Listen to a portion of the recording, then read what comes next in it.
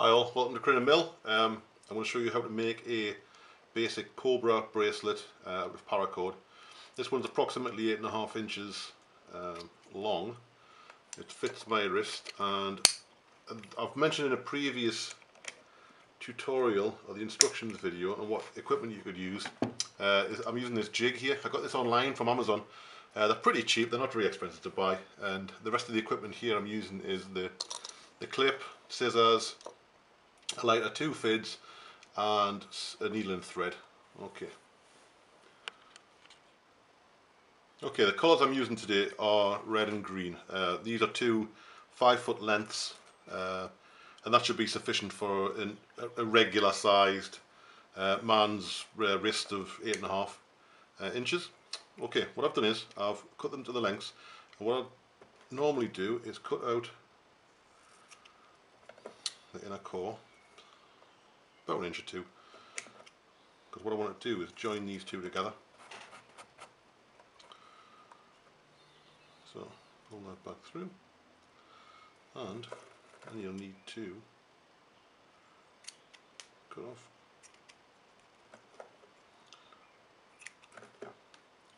there's a little bit of a point. You can melt it slightly. What you need to do is push that one inside the red. Okay, using my needle and thread, what I want to do is join these two together. You can melt these. I've used cheaper paracord. This is Wild Elk 550 paracord. I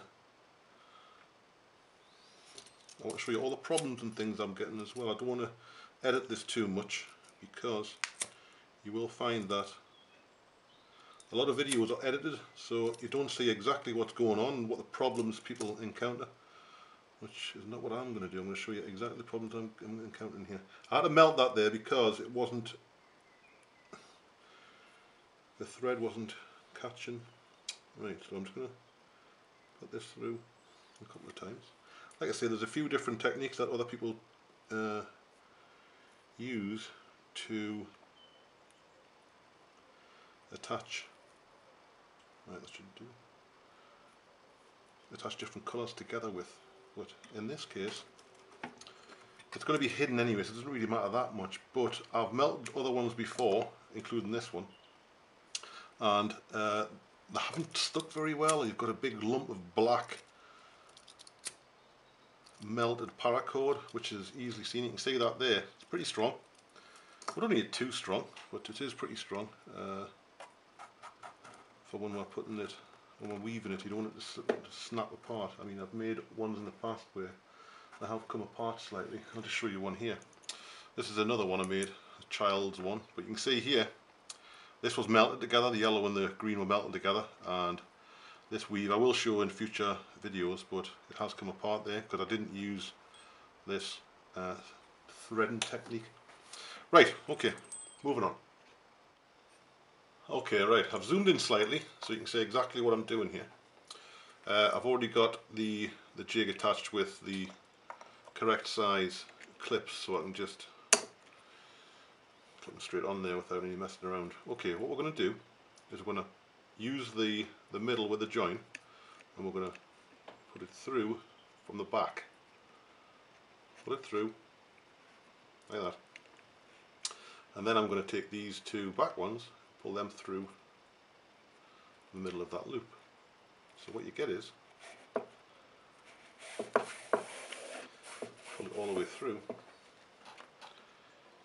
and we'll tighten that up so you've got the join behind those two, so that'll be on the inside of the wrist. Okay. Right, and these other two I'm going to do the other side of the clip. Make sure you get the clips obviously the right way around. That's the wrong way around.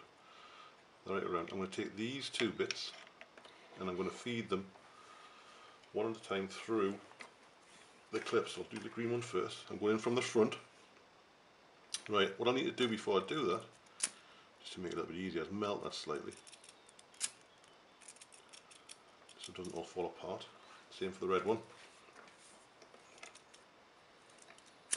Melt that in slightly.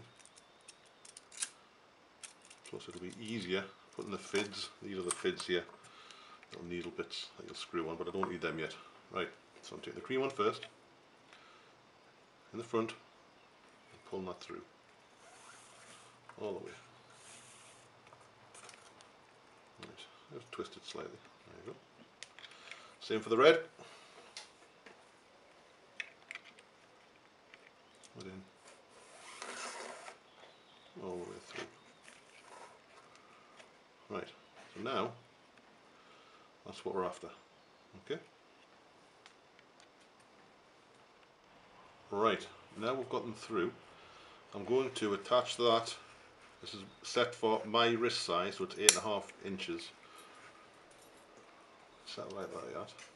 I want to show you every stage that I mentioned before, so you need to swivel this round. Right. So it depends on what you want here. You can have either, as in this one, I've got black in the middle and red on the outside. It depends on how you weave it, or you can have red in the middle and black on the outside. Okay. Right, so what I'm going to do, I'm wanting red in the middle and I want green on the outside. So I'm taking the red one, I'm taking it over the top of both of them. Okay. Then I'm taking the green one's coming over the top of that red. It's coming underneath the two main strands and it's coming back through that loop there. Okay. So if I pull that all the way through,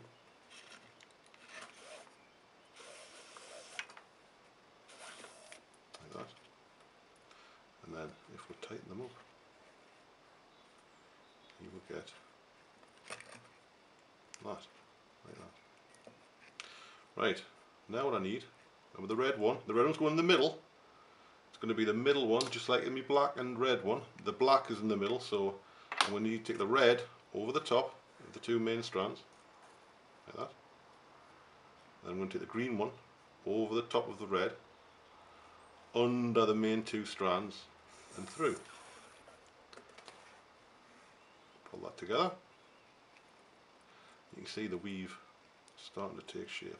Right, remember, red in the middle, so the red goes across. Green goes over the top of the red, under the two main strands, and back through. Tighten that up. Once again, red over the top, green over the top of the red, under the back of the main two strands, and through that loop there. Tighten it up, push it up as you go. Red over the top, I'll make it a bit quicker. Green over the top of the red, under the back of the two, and through that loop of the red. Red over the top, green over the top of that red, around the back, and through. Red over the top, green over the top of that, back behind the two main strands, and through the loop of the red, and so on, all the way. Red over the top, green over the top of that, back the main strands, through that loop, tighten, do again, red over the top, green over the top of that, back to the main strands and through. Right, I'm going to speed this up hopefully, and when I'm finished I'll slow it back down again and you'll see what the finished, or how to finish the bracelet off.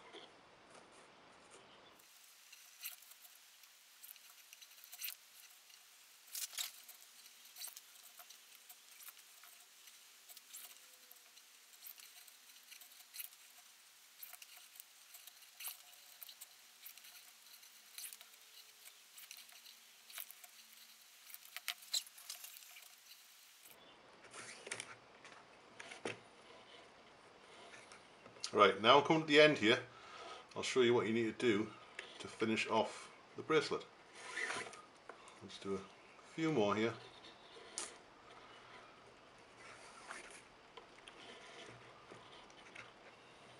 Over the top. I'll get one more in there, I think.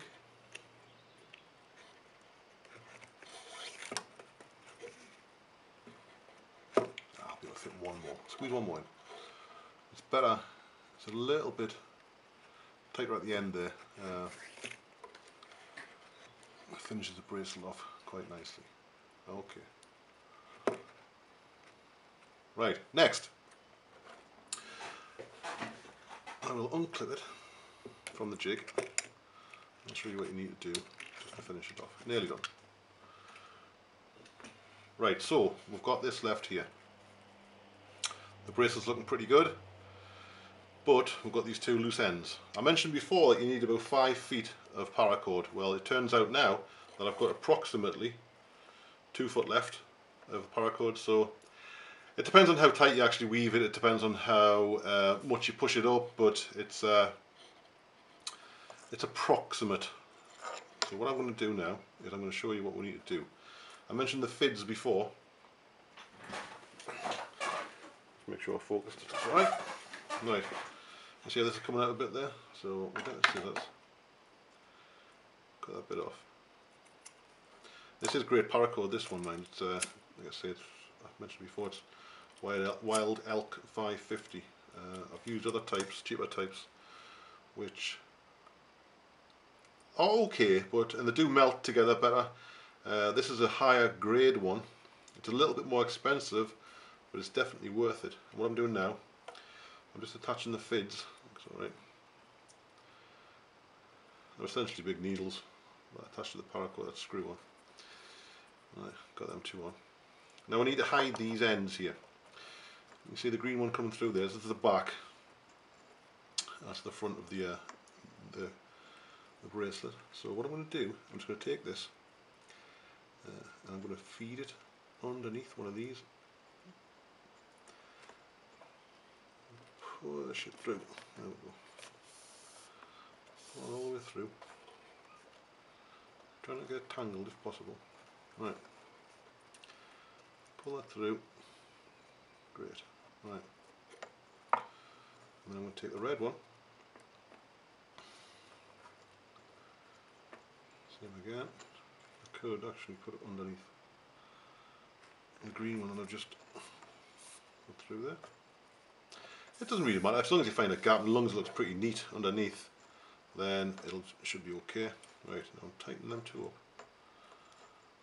And I mentioned in my basic equipment, or recommended equipment tutorial, that, just gotta tighten this up a bit, is that I used either a blue flame lighter or one of these cheaper lighters. The cheaper ones are really good because they've got a flat surface on them. Okay, what I'm going to do is bend that bit, chop it off, quite close. So you've got a bit of a raggy end going on there. That's what you're after. We'll melt it and then flatten it down quickly. And what that does is gives you a nice smooth finish.